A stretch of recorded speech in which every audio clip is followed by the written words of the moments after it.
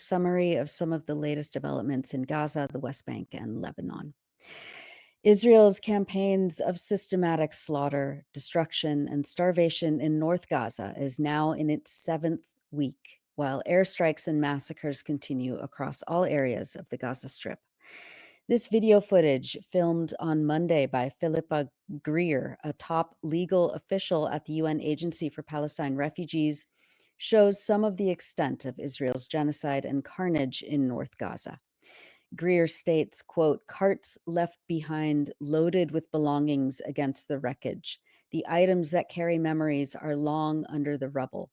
Horrific stories from northern Gaza of the sick and injured, the herding of men on their knees, considered lucky if they were wearing underwear when forced to strip and put on white PPE.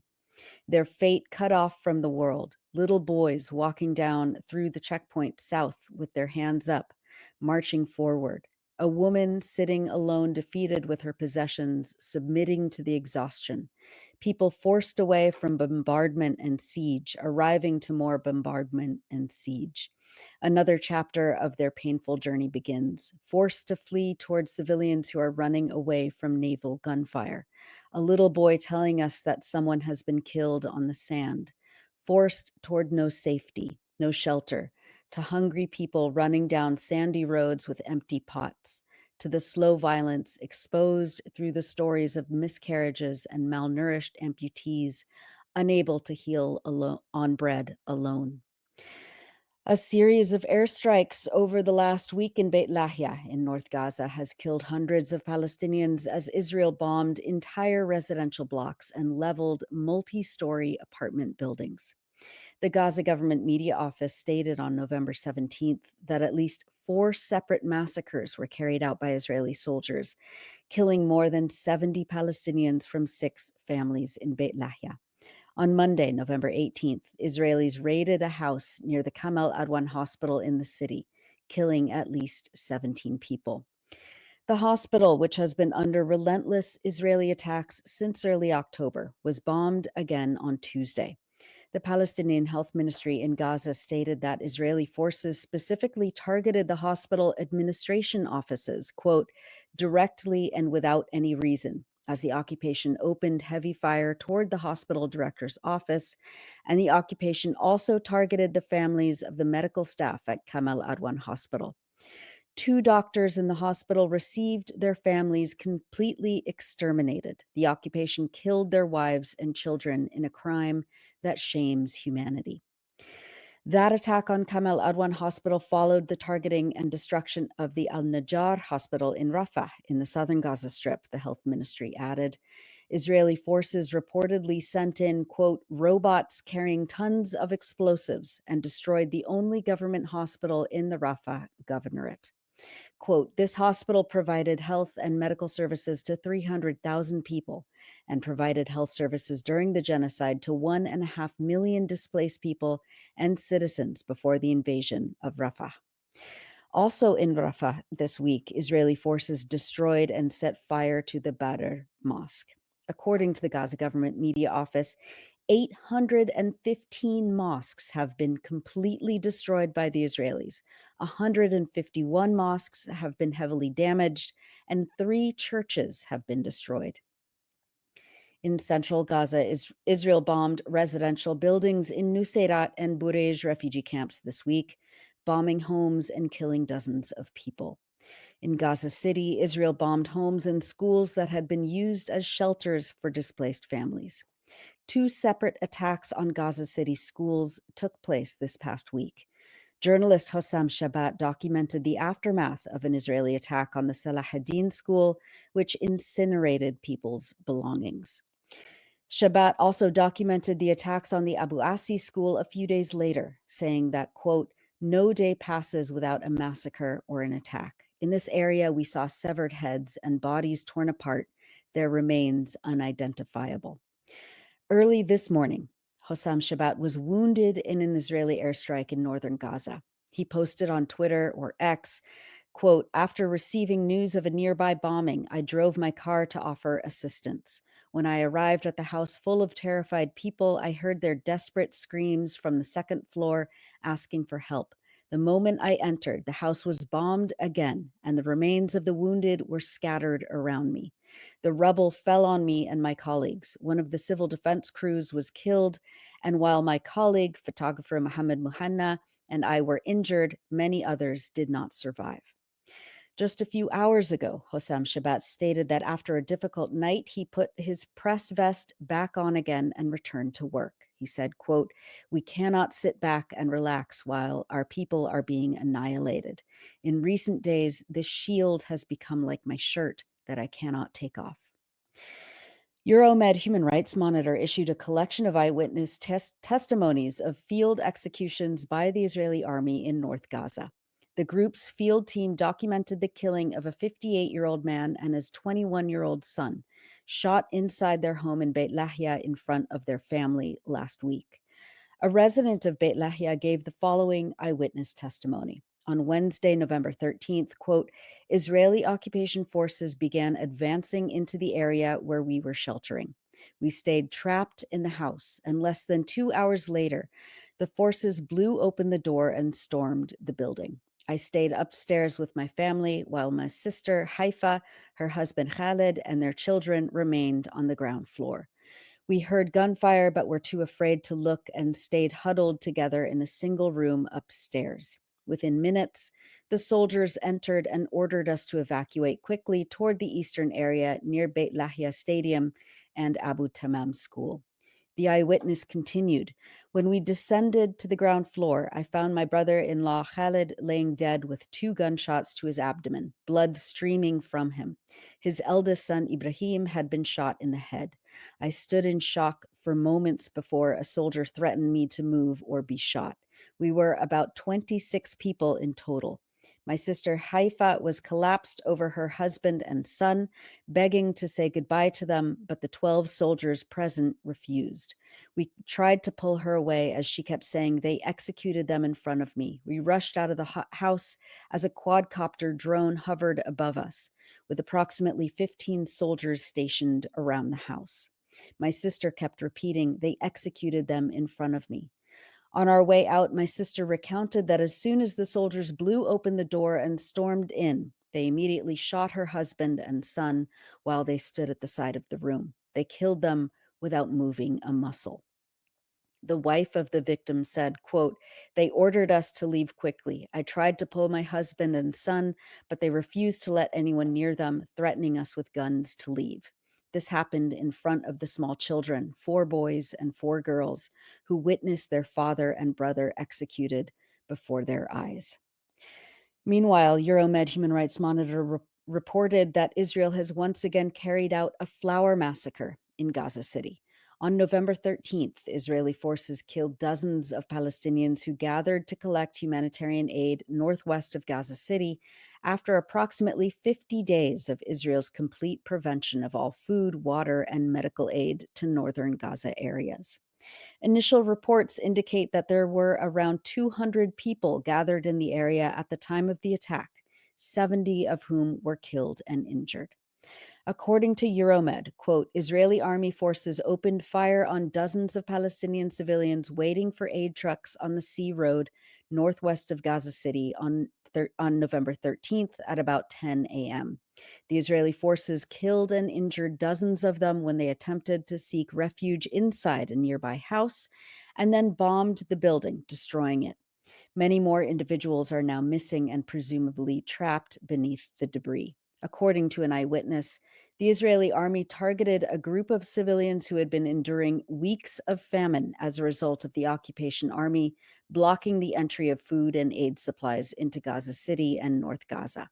When they went to get flour, the army opened fire on them with shells and bullets, forcing them to take cover in a 2-story residential house nearby. As soon as they reached the building, the Israeli army bombed it. Screams from those still inside the targeted house were heard, but the victims' cries for help could not be answered as the area was inaccessible to ambulance and civil defense personnel.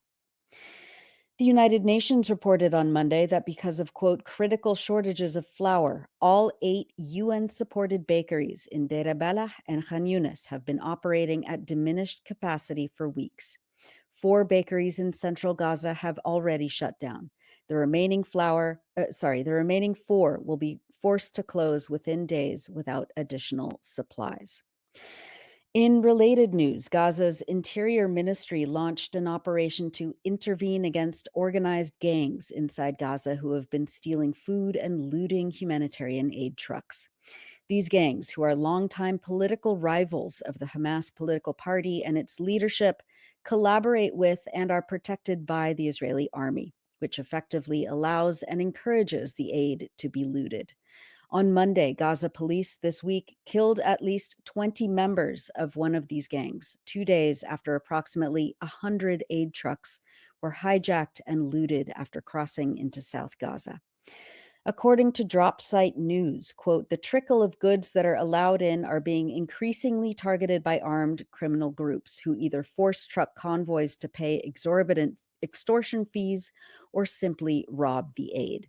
Much of this is facilitated by the Israeli military, who have systematically targeted Palestinian security forces charged with protecting the convoys, and then have allowed armed gunmen to attack aid convoys in areas under its control.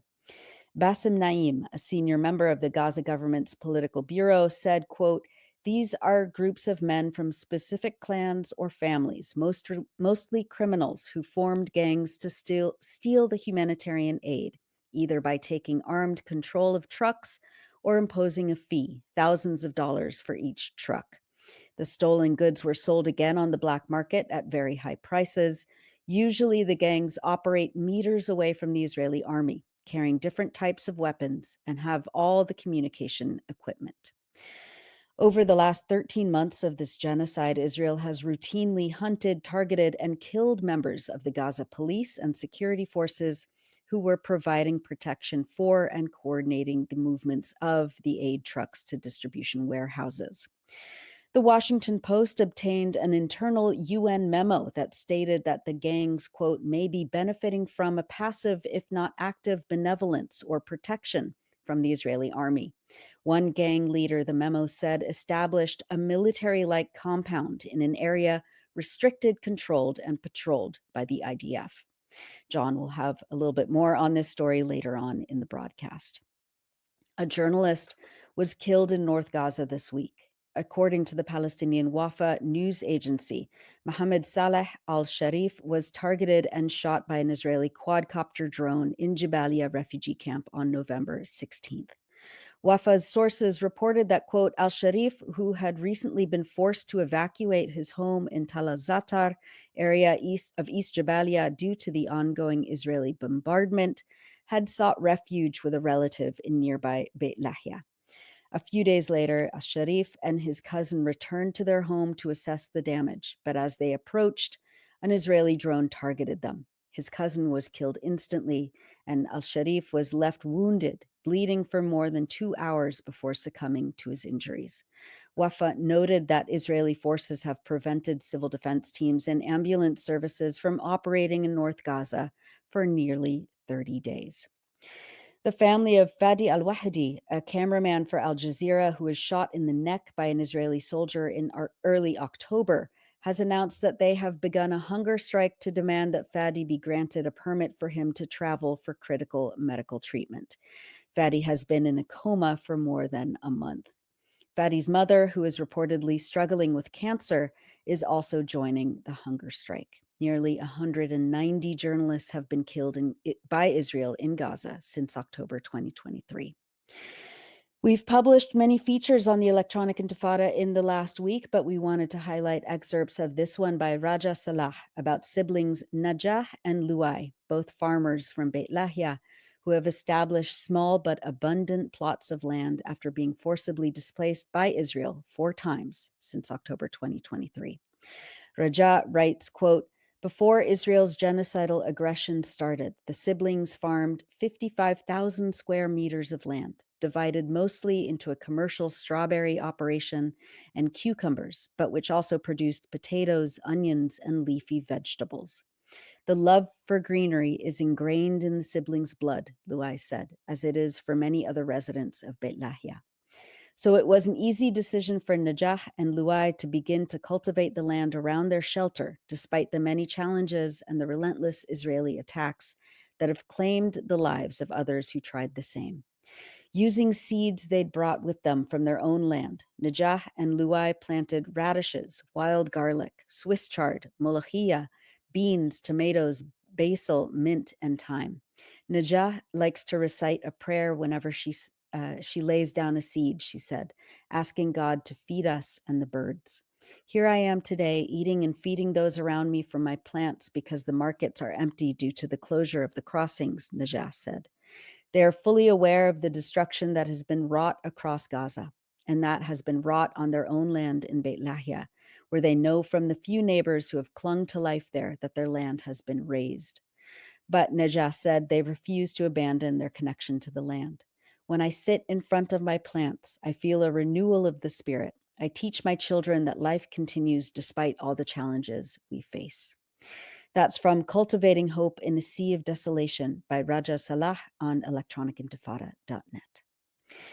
In the occupied West Bank this week, Israeli settlers attacked Palestinians in a Bedouin community near Duma, forcing 16 people, including 9 children, to be displaced after threatening to burn them alive, according to the UN. Dozens of Israeli settlers invaded the village of Beit Furik in the northern West Bank over the weekend. According to reports, the settlers burned homes and cars while Israeli soldiers blocked the roads and surrounded the village, standing by to protect the violent settlers. A resident of the village told Al Jazeera, quote, "They did not leave anything, the electricity pole and all our belongings, the sofas, the water tank, they did not leave a thing." A days-long Israeli raid into the city of Jenin and the Jenin refugee camp beginning on Monday has injured 9 Palestinians and caused significant damage to the city's infrastructure. According to the Wafa news agency, Israel used live ammunition and armed drones to shoot and injure people, while the Palestine Red Crescent Society reported that one of their medical teams was used as human shields by Israeli forces, which detained the team inside a home. Turning northwards toward Lebanon, the UN's Office for the Coordination of Humanitarian Affairs reported that an Israeli airstrike hit central Beirut on Monday, following, quote, multiple strikes the previous day on the same area without prior warning, triggering new waves of displacement. Residents and displaced people who had sought refuge in the area were forced to flee once again. According to national authorities, at least 5 people were killed and dozens injured in the November 18th strike. Eastern and southern parts of Lebanon continue to be targeted, as well as Beirut's southern suburbs, resulting in more casualties and extensive damage to civilian infrastructure, the UN added. The Israeli airstrikes on Monday followed days of attacks on Beirut and villages in the south of Lebanon. On November 15th, Israel targeted the Civil Defense Center in Baalbek, killing at least a dozen paramedics and medical personnel, and launched airstrikes against the Beirut suburb of Goberi. At least 29 people were killed in Israeli attacks across Lebanon on Saturday alone, according to the health ministry. On Sunday, Israel bombed areas of Beirut, including a strike on the commercial district in Mar Elias, which killed at least 2 and wounded more than 20 others. Hezbollah's spokesman Mohammed Afif was targeted and assassinated in Beirut on Sunday as well. According to a correspondent for the Al Mayadeen news channel, the Israeli strike killed at least 5 people. Also on Sunday, Israel attacked the ancient city of Tyre, or Sur, killing at least 11 people and wounding nearly 50. Meanwhile, Israeli Prime Minister Benjamin Netanyahu declared that even if there were a ceasefire deal between Israel and Hezbollah, Israel would still continue to bomb Lebanon, further rendering the word ceasefire utterly meaningless. Finally, as we always do, we wanted to share videos of people expressing defiance and resilience in the face of Israel's widening campaign of destruction. A community barber in the north of Gaza offered free haircuts to the local children in Al-Shati, or beach refugee camp, this week.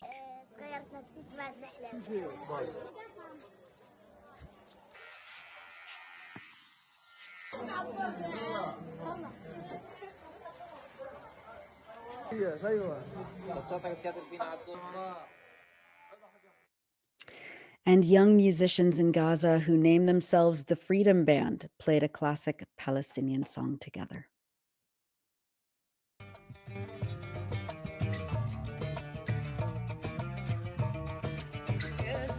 بقول وقف تقولك ورايحة الغربي وبلادك أحسن لك خايف يا صاري تروح وتتملك وتعشير الغير وتنساني أنا على دلعونة وعلى دلعونة زيتون بلادي أحلى ما يكون على دلعونة. And that's it for the news roundup. As always, go to electronicintifada.net for much more, especially to read our new features by our brave writers in Gaza.